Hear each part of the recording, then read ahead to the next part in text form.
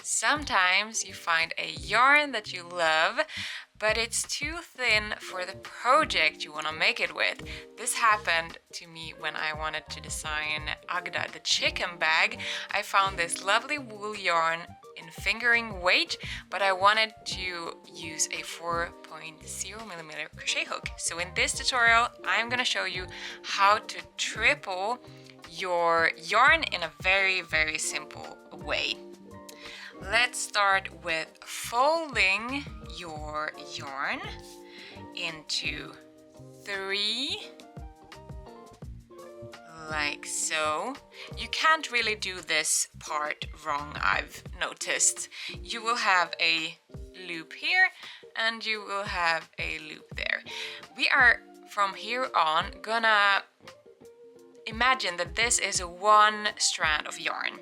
So let's start crocheting with this one strand of yarn that is actually 3.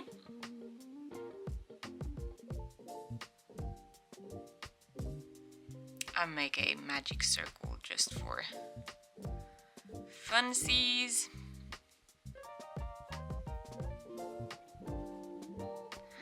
And when you arrive at the loop, here is where the magic happens. We are gonna pull through the yarn end that is attached to our skein.